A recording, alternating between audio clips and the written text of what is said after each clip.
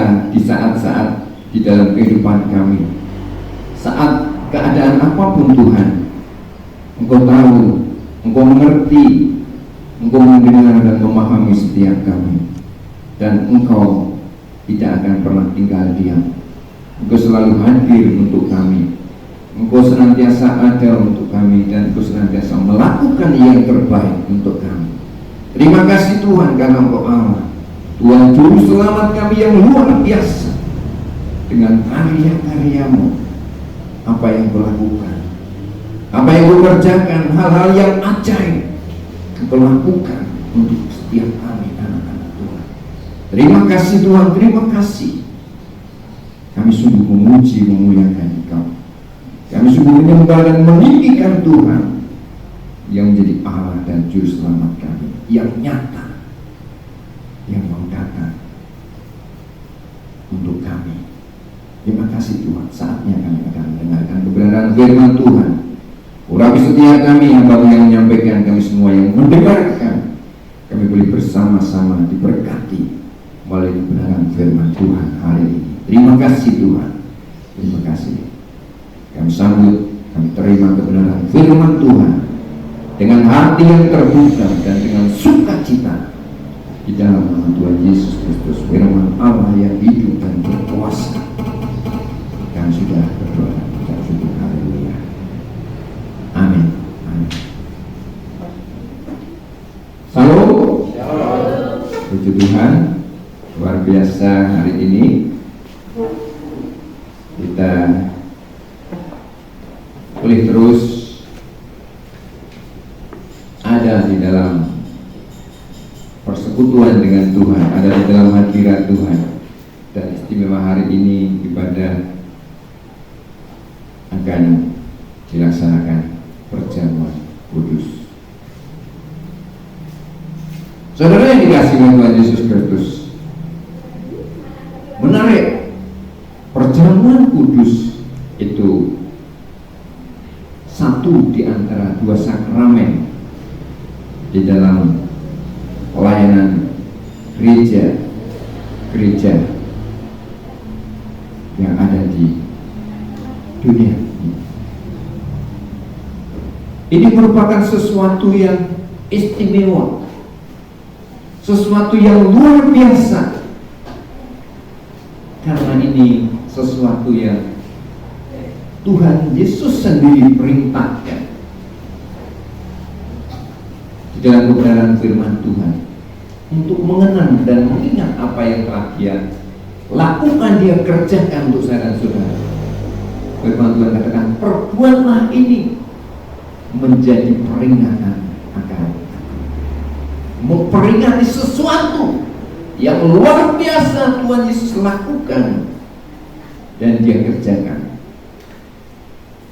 melalui perjamuan kudus, melalui roti dan anggur perjamuan yang adalah gambaran tubuh dan darah Tuhan Yesus Kristus yang sudah diserahkan untuk kita. Dia mati di atas kayu salib bagi kita.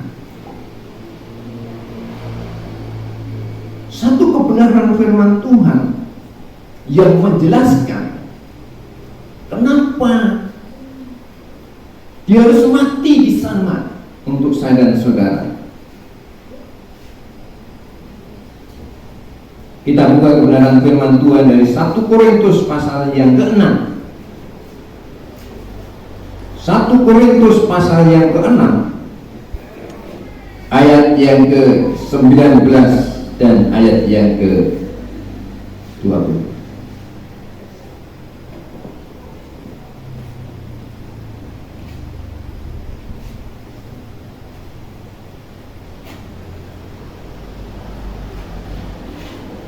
Ada yang ngantuk? Kita masih segar semua ya. Amin. Ngarepe nek ana sing kira-kira ngantuk kita kon maca. Nih, ngantuknya tidak terlalu berbahaya karena saudara duduk bukan di atas kendaraan. Paling yang memang lembut ini. 1 Korintus pasal yang ke-6 ayat 19 dan 20. 2 ayat saja.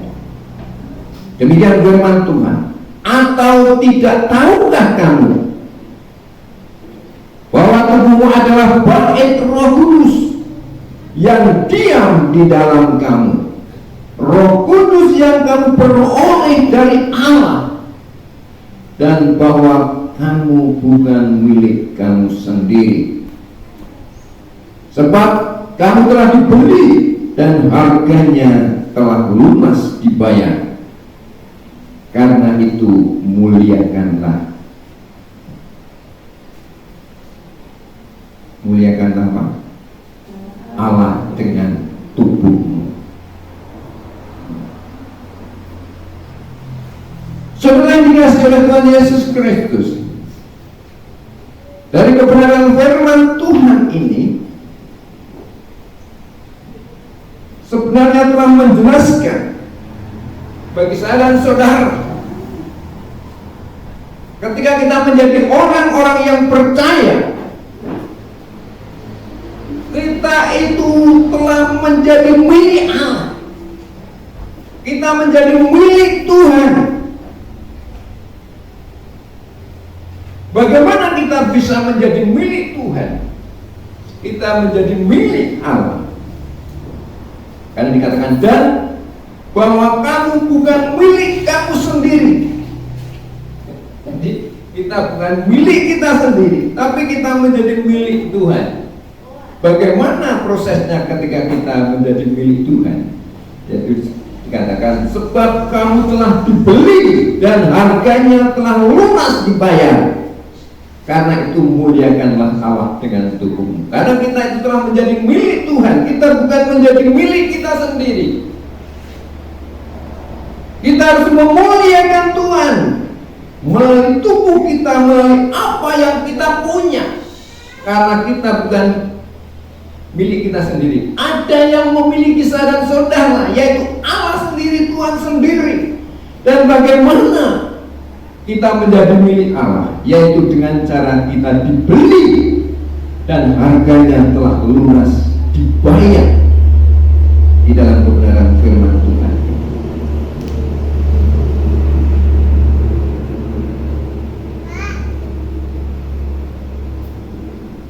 Bagaimana dia membeli dan dengan apa dia membeli?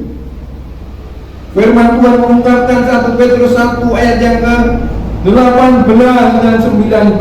Sebab kamu tahu bahwa kamu telah ditebus dari cara hidupmu yang sia-sia, yang kamu warisi dari nenek moyangmu. Itu bukan dengan barang yang warna, bukan pula dengan perak atau emas, melainkan dengan darah yang mahal, yaitu darah Kristus, yang sama seperti darah anak domba yang tak bernoda dan tak bercacat. Kita dibeli, kita ditebus. Di dalam firman Tuhan ini diungkapkan agorazo, bukan dengan barang yang mana, bukan dengan emas atau perak, melainkan dengan darah yang mahal, darah yang tak bernoda dan tak bercacat. Dikatakan seperti itu, sama seperti darah anak domba. Berarti kita telah ditebus dan dibeli agorazo oleh Tuhan dengan harga yang sangat mahal. Karena bukan dengan barang yang mana, bukan dengan perak atau emas. Itulah sebabnya perjamuan kudus dilakukan, dilayankan di gereja-gereja untuk memperingati dan mengenang apa yang Yesus sudah kerjakan, apa yang Yesus sudah lakukan untuk saya dan saudara, untuk umatnya, untuk orang-orang yang percaya. Dia membeli, dia menebus dengan darahnya sendiri, dengan tubuhnya.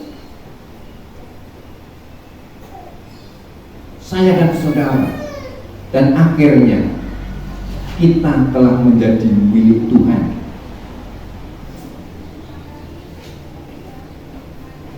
Menarik sekali. menebus, membayarnya itu dengan darahnya, dengan tubuhnya, dengan fisik seperti itu, fisiknya. Tetapi bukan dengan warna, bukan emas atau perak, dengan sesuatu yang sangat mahal, yaitu dirinya sendiri. Dia beli dan dia tebus saya dan saudara. Sehingga apa yang ada pada kita ini bukan menjadi milik kita sendiri. Kita tidak berkuasa sepenuhnya. Ada suatu pribadi yang berkuasa atas hidup kita saya dan saudara, yaitu Tuhan Yesus Kristus. Hidup kita yang sia-sia, yang kita warisi dengan nenek moyang kita, nenek moyang kita dengan kebenaran firman Tuhan ini mewarisi satu kehidupan yang tidak berkenan kepada Tuhan, diwarisi dosa, sesuatu yang akan membawa kebinasaan, membawa penghukuman kekal bagi saya dan saudara. Namun dia telah merebut kita, dia telah menebus, membayar, membeli kita, supaya kita tidak mengalami kebinasaan. Karena hidup kita yang sia-sia yang kita warisi dari nenek moyang kita. Ini sesuatu yang luar biasa, saudara. Sesuatu yang luar biasa.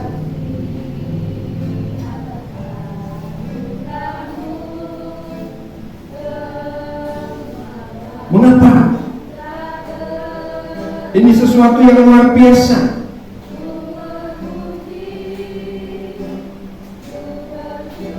Karena di dalam kebenaran firman Tuhan, di dalam proses dia membeli, menebus saya dan saudara dengan darahnya yang mahal, yang kudus, yang tak bercacat itu. Di saat itulah ungkapan yang disampaikan di dalam kitab Kolose pasal yang ke-1 ayat yang ke-13 dan 14 demikian. Ia telah melepaskan kita dari kuasa kegelapan dan memindahkan kita ke dalam kerajaan anaknya yang kekasih. Di dalam dia kita memiliki penebusan kita, yaitu pengampunan dosa. Ex agorazo, dia mengeluarkan, dia membebaskan, dia melepaskan dari kuasa kegelapan itu. Sesudah dia membeli, dia menebus, agorazo, kemudian dia mengeluarkan kita, melepaskan kita, membebaskan kita dari cengkeraman kuasa kegelapan itu. Dan firman Tuhan katakan, dan memindahkannya kita ke dalam kerajaan anaknya yang kekasih. Saudara, sebenarnya apa yang dilakukan Yesus Kristus di kayu salib melalui kematiannya, sehingga kita harus mengenang dan memperingatinya melalui perjamuan kudus, itu karena menjadi alasan yang kuat dasar di dalam konsep keselamatan kita. Ada di sana. Kita diselamatkan bukan hanya sekedar karena kita berbuat baik, berbuat amal, bukan. Yesaya mengungkapkan itu tidak cukup. Perbuatan baik kita itu seperti kain lara, kain yang kotor. Tetapi konsep keselamatan saya dan saudara sebagai orang-orang yang percaya itu jelas. Kita dibeli, kita ditebus, dan kita dilepaskan, kita dibebaskan dari kuasa kegelapan. Firman Tuhan, Ia telah melepaskan kita dari kuasa kegelapan dan memindahkan kita ke dalam kerajaan anaknya yang kekasih. Di dalam Dia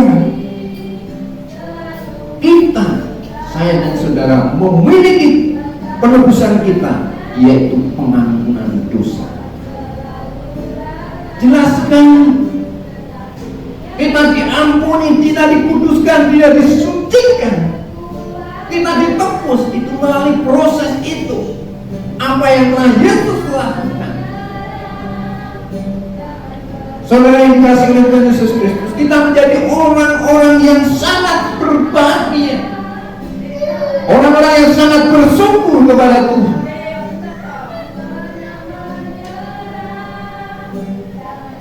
Sebab Dia telah menyelamatkan saudara-saudara, Dia menebus kita.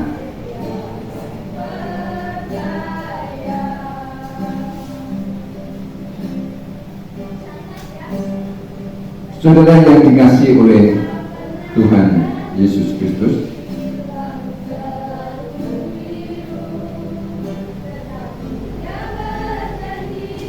di dalam firman Tuhan yang diungkapkan, sebab kamu telah dibeli dengan harganya, telah lunas dibayar, karena itu muliakanlah Allah dengan tubuh. Dia membeli kita, jelas, dengan pengorbanannya, dengan kematiannya, tubuh dan darahnya.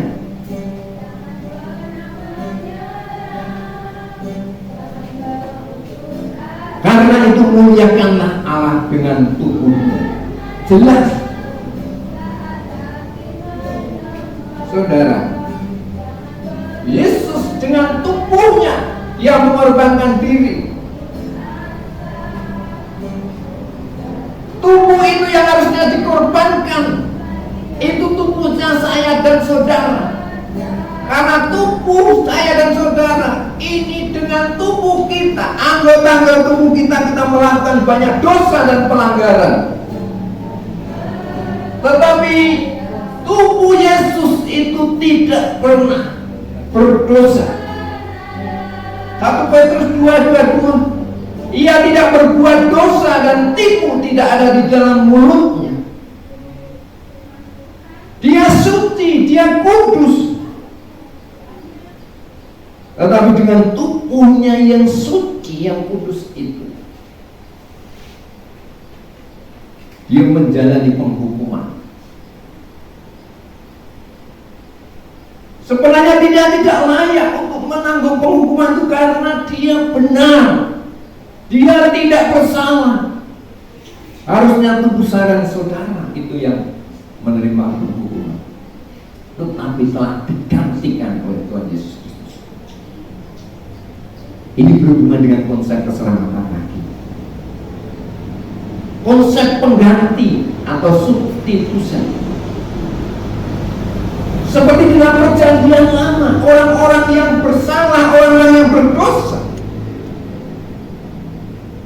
mereka akan diampuni ketika Dia memberikan persembahan kambing atau domba. Kambing atau domba itu menjadi pengganti atas dosa dan kesalahan orang-orang yang mempersembahkannya pada waktu itu. Itulah pribadi Yesus Kristus. Dia mati di atas kayu salib, menggantikan penghukuman atas dosa dan kesalahan saya dan saudara. Oleh karena itu, kebenaran firman Tuhan, sebab kamu telah dibeli dan harganya telah lunas dibayar, karena itu muliakanlah Allah dengan tubuhmu. Persembahkanlah tubuhmu, berikanlah tubuhmu, hidupmu kepada Allah, karena kamu telah dibeli, harganya telah lunas dibayar, kamu telah menjadi milik Allah, kamu telah menjadi milik Tuhan. Saudara, menarik.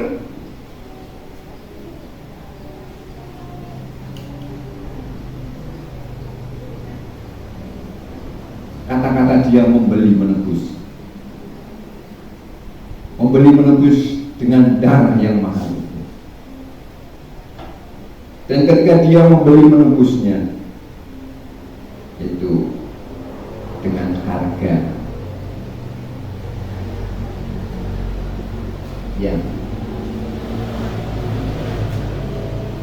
yang pas. Itulah sebabnya dikatakan bukan dengan barang yang fana, bukan dengan perak atau emas.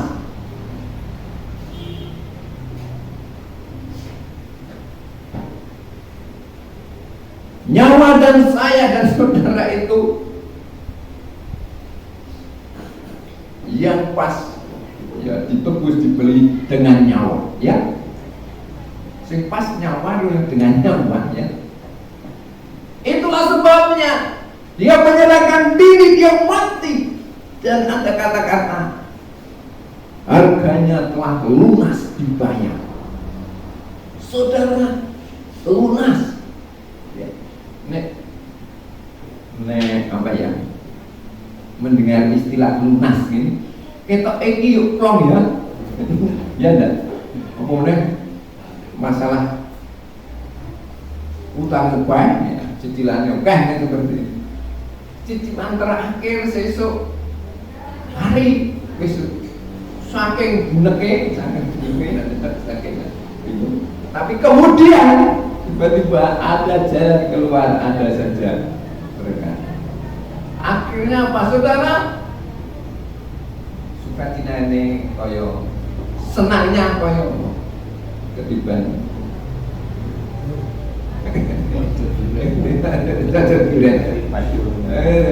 ya kejatuhan durian itu gambarkan sukacita yang begitu besar. Itu kalau ada kata-kata istilah lunas, uang pokoknya rametan. Dan itu saudara saudara, Bapak Ibu saudara, tanggung dosa kesalahan saudara sudah dibayar Yesus dengan lunas. Kalau sudah tahu seperti itu sebenarnya luar biasa. Bagaimana kita mengucap syukur ya? Hidup kita senantiasa dipenuhi dengan ucapan syukur kepada Tuhan. Kebaik pamatur nuwun. Karena semuanya itu sudah Tuhan Yesus bayar lunas. Maka istilahnya wes ojo utang meneh. Sudah lunas kan seperti itu. Dosa telah dibayar lunas. Jangan kamu berbuat dosa lagi. Karena itu muliakanlah Allah dengan tubuhmu. Di dalam Roma,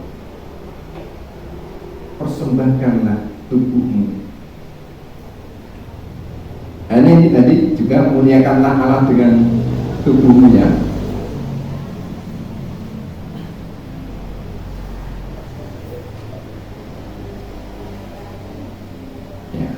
Roma 12 ayat 1 kan? Apa ya?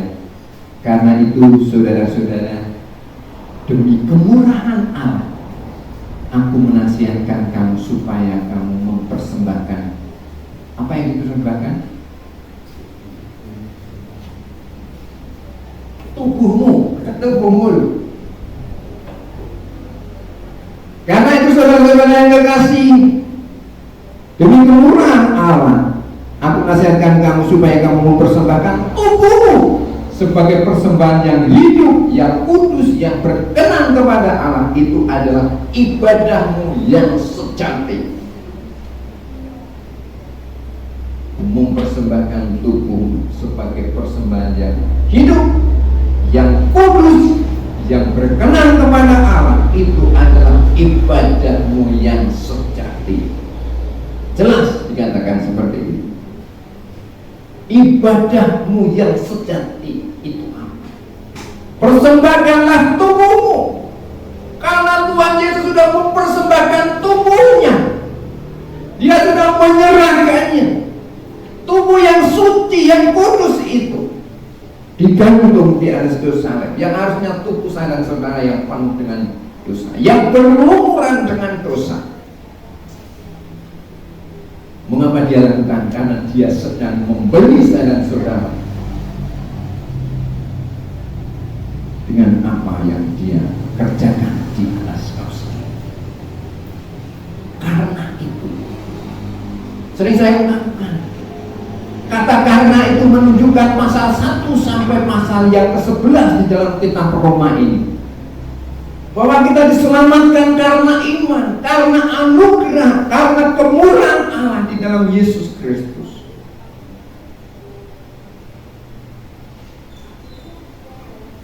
Saudara yang dikasihi oleh Tuhan Yesus Kristus, Allah menginginkan, menghendaki ketika kita menjadi milik Allah, menjadi anak-anak Tuhan, menjadi orang-orang yang telah ditebus, diselamatkan di dalam Tuhan.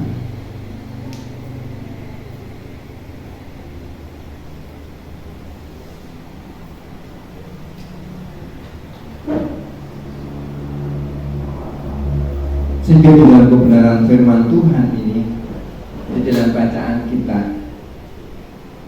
di ayat yang ke-19 ingin memberitahu saya dan saudara apa yang ingin Dia beritahu selain bahwa kita itu telah dibeli dan harganya telah lunas dibayar oleh Tuhan Yesus Kristus.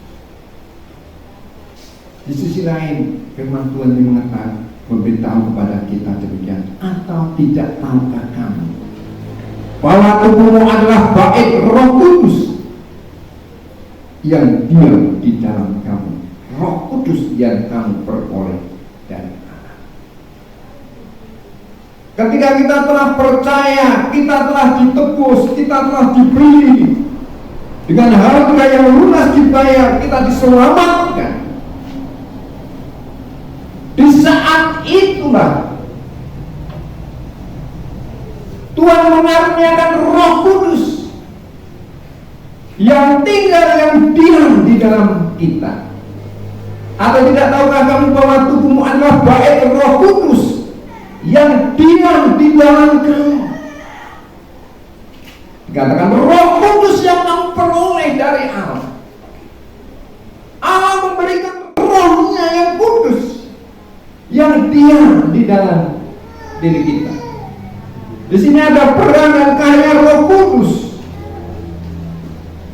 Di antaranya, selain Roh Kudus memimpin, Roh Kudus memeteraikan, namun di sini Roh Kudus itu mendiami di dalam tubuh kita, saudara-saudara. Atau tidak tahukah kamu bahwa tubuhmu adalah bait Roh Kudus? Roh Kudus yang diam di dalam kamu.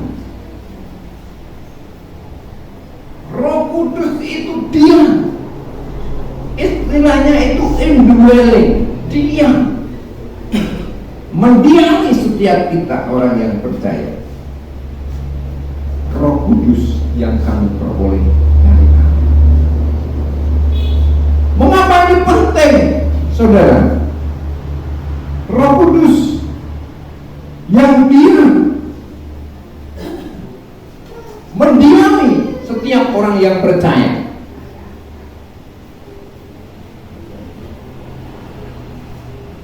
Jangan meremehkan ini, saudara. Ada Roh Kudus yang di dalam kita, yang bersaksi bersama-sama dengan roh kita. Nanti yang katakan, ya apa ya Bapak? Roh Kudus itu mendiami dan terus tinggal diam setiap kita orang yang sungguh-sungguh percaya. Karena di bagian lain, Roh Kudus itu memeteraikan, memberi jaminan bagi kita. Namun di dalam Efesus pasal 1 ayat yang ke-14, satu kebenaran firman Tuhan saya bacakan untuk kita. Demikian. Dan Roh Kudus itu adalah jaminan bagian kita sampai kita memperoleh seluruhnya, yaitu penebusan yang menjadikan kita milik Allah untuk memuji kemuliaan-Nya. Roh Kudus yang diam, yang Allah berikan di dalam setiap kita, itu menjadi jaminan Saudara, firman Tuhan dikatakan jelas, dan Roh Kudus itu adalah jaminan bagian kita, saya dan saudara, sampai kita apa? Memperoleh seluruhnya, saudara. Tidak hanya sebagian, sampai kita memperoleh seluruhnya, yaitu penebusan yang menjadikan kita milik Allah. Kita menjadi milik Allah yang ditebus, yang dibeli tadi dikatakan dengan harga yang mahal. Tujuannya apa? Untuk memuji kemuliaan-Nya. Di dalam kebenaran firman Tuhan tadi mengatakan, karena itu muliakanlah Allah dengan tubuh. Di sini untuk memuji kemuliaan-Nya. Jadi akhirnya semua yang Tuhan Yesus sudah lakukan dan kerjakan di atas kayu salib di bukit Golgota, Dia membeli menebus saudara. Dengan apa Dia membeli dan menebusnya? Tadi sudah diungkapkan. Untuk apa Dia membeli dan menebus saudara? Tadi sudah diungkapkan supaya kita menjadi milik Allah.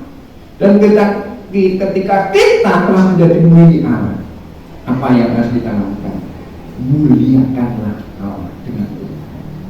Artinya kehidupan kita senantiasa dipenuhi dengan pujian penyembahan kepada Tuhan untuk memuji kemuliaan.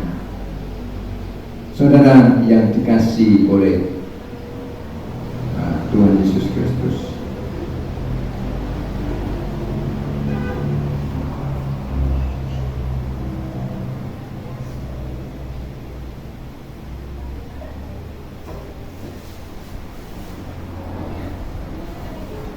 satu kebenaran firman Tuhan juga diungkapkan.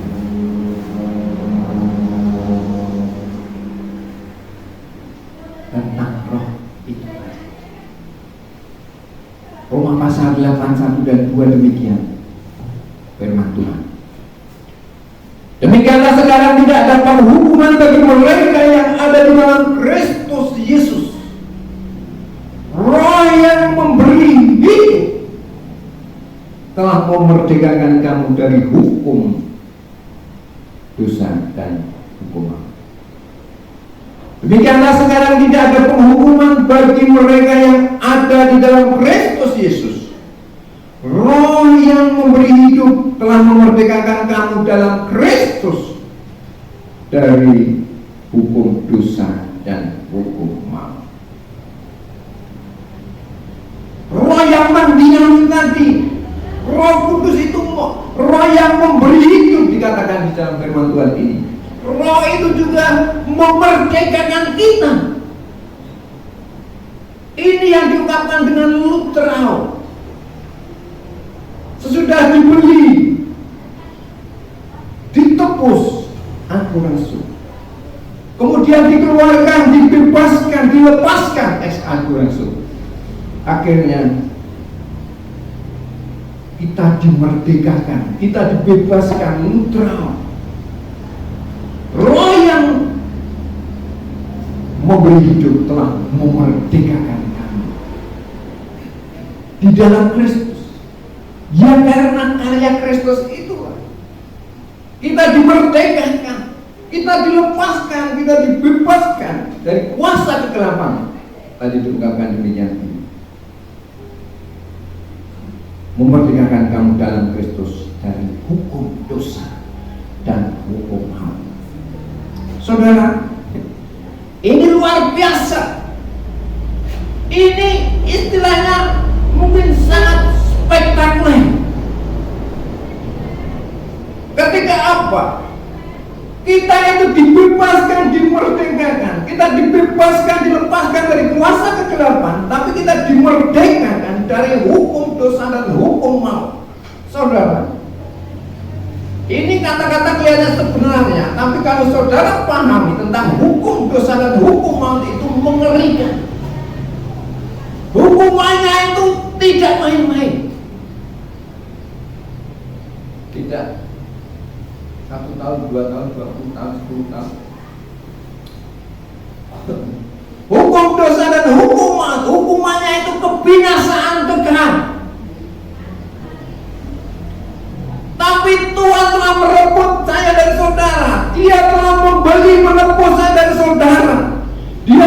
memerdekakan dari itu semua yang akan membawa kebinasaan, yang akan membawa penghukuman yang kekal. Saudara, jadi sebenarnya karya Kristus di kayu salib itu istilahnya itu karya Tuhan yang luar biasa. Saya ungkapkan istilahnya karya Tuhan yang spektakuler. Bukan hanya dia membuat jalan, membuat laut jalan di laut Teberau.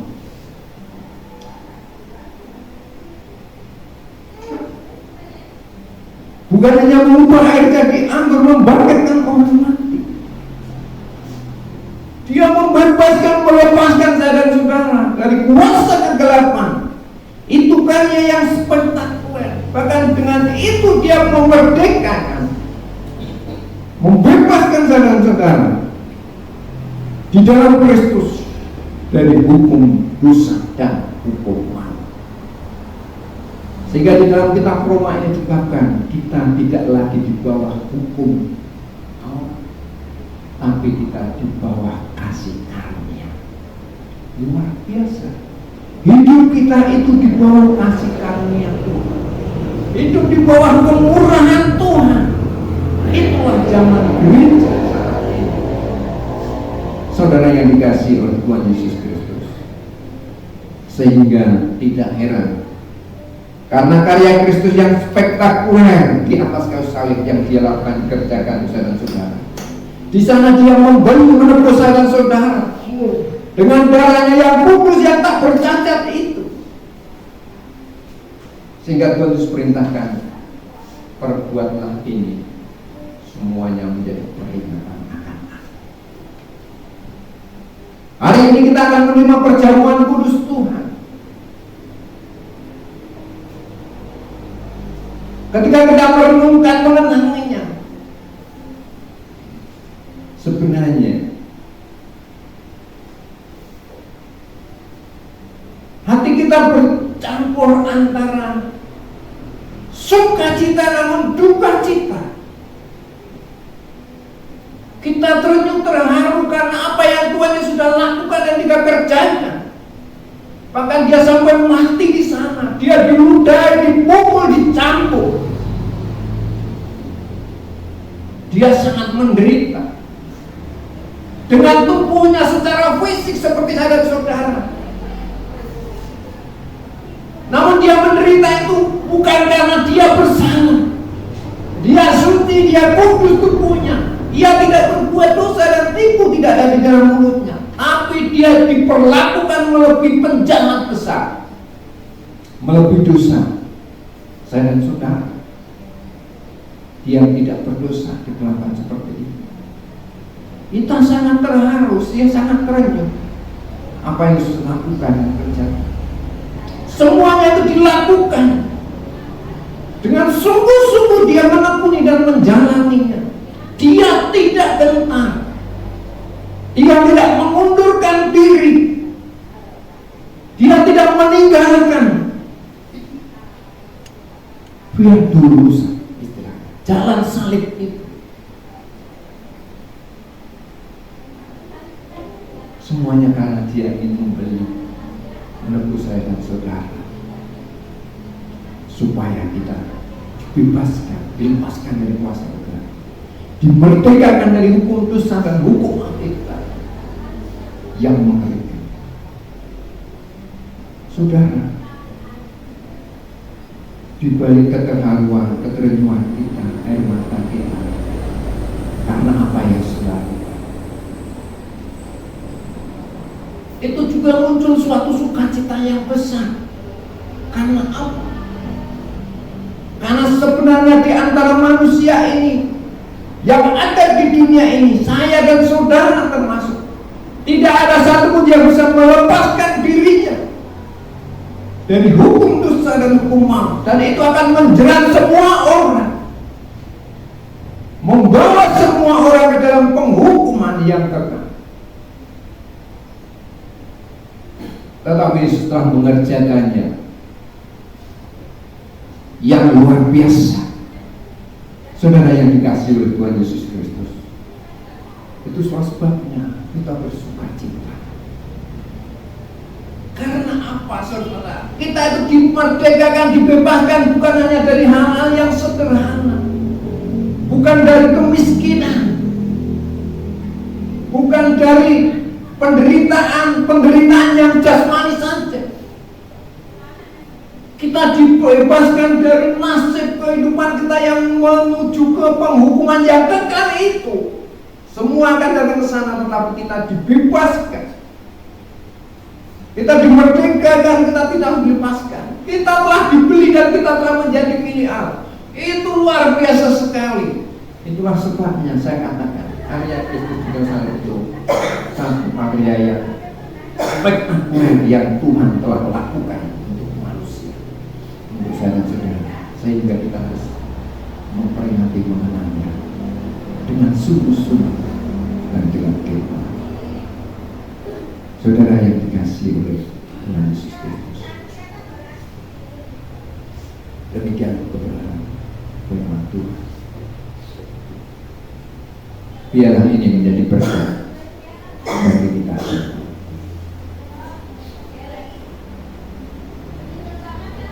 Teruslah bersyukur kepada Tuhan. Teruslah hidup bagi Tuhan. Muliakanlah Tuhan melalui hidup saudara. Tuhan Yesus memberkati. Amin. Mari kita tundukkan kepala. Terima kasih Tuhan untuk kebenaran firman Tuhan hari ini.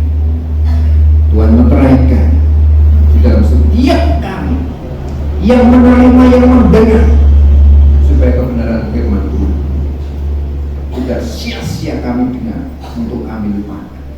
Namun firman Tuhan senantiasa kami ingat dan boleh hidup di dalam setiap kehidupan kami.